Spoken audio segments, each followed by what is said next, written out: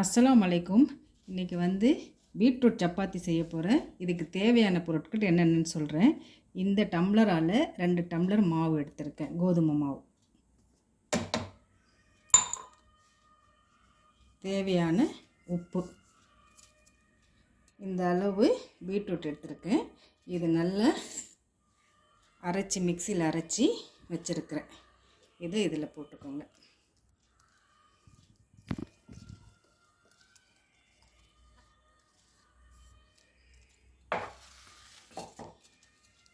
இந்த மாவோட இந்த உப்பும் போட்டு இருக்கும் இல்லையா, நல்லா இது மாதிரி கலந்து விடணும். இதில் கொஞ்சம் தண்ணி விட்டு தான் அரைக்க முடியும். கொஞ்சம் தண்ணி விட்டு அரைச்சிக்கோங்க. இது மாதிரி நல்லா முதல்ல பிசைஞ்சிக்கணும். முதல்ல தண்ணி விடக்கூடாது. இதை அரைச்சி வச்சுருக்க விழுதை போட்டு நல்லா இது மாதிரி பிசைஞ்சிக்கோங்க.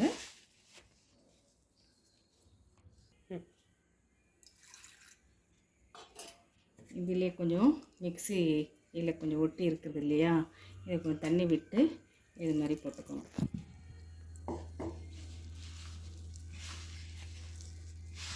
கொஞ்சம் கொஞ்சமாக தண்ணி விட்டு தான் அரைக்கணும்.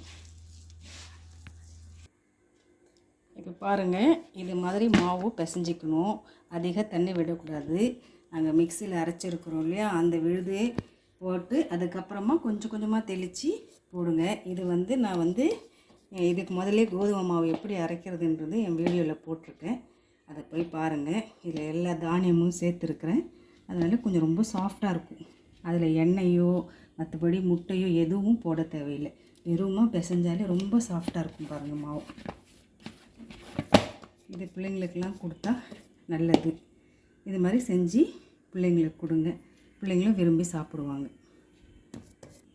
இது மாதிரி பிசைஞ்சு வச்சுருங்க. ஒரு அரை மணி நேரம் வச்சாலும் சரி, இல்லை ஒரு 10 நிமிஷத்தில் கூட செய்யலாம். ஒன்றும் இல்லை. இது நான் எப்படி செய்யணுன்றது நான் அதை காமிக்கிறேன். இப்போது ஒரு அரை மணி நேரம் மாவு ஊறி இருக்குது. இது மாதிரி உருண்டை பிடிச்சி கொஞ்சோண்டு மாவு போட்டு உருட்ட வேண்டியது.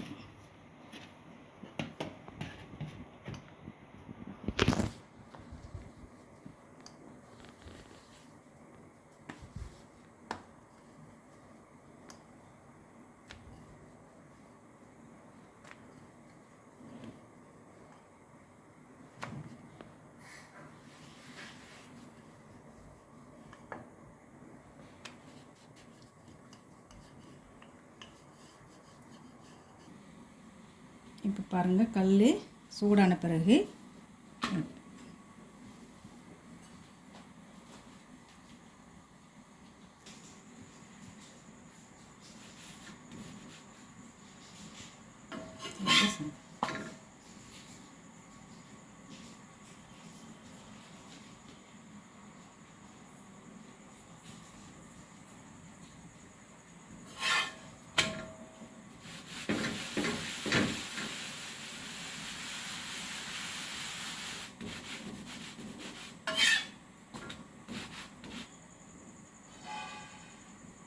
இப்போ கொஞ்சமாக எண்ணெய் விட்டுக்கோங்க.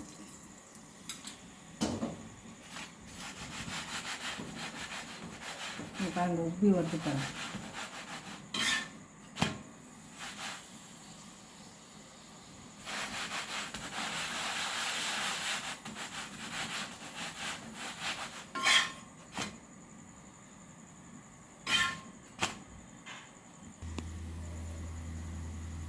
இவ்வளோ தாங்க. இதில் கொஞ்சம் பிள்ளைங்களுக்கு நெய் கூட விட்டு நல்லா இது மாதிரி செஞ்சு கொடுத்தீங்கன்னா பிள்ளைங்க விரும்பி சாப்பிடுவாங்க. இது மாதிரி சிவப்பானதும் எடுத்துருங்க. ஈஸியான சிம்பிளான ரெசிபி. ட்ரை பண்ணி பாருங்கள். இந்த ஈஸியான பீட்ரூட் சப்பாத்தியை வீட்டில் ட்ரை பண்ணி பார்த்துட்டு எப்படி வந்துச்சுன்னு சொல்லி கமெண்ட் பாக்ஸில் கமெண்ட் பண்ணுங்கள். அப்படியே இந்த சேனலில் லைக் பண்ணுங்கள், ஷேர் பண்ணுங்கள், கமெண்ட் பண்ணுங்கள், சப்ஸ்கிரைப் பண்ணிவிட்டு அந்த பெல் ஐக்கானை கிளிக் பண்ணிக்கோங்க.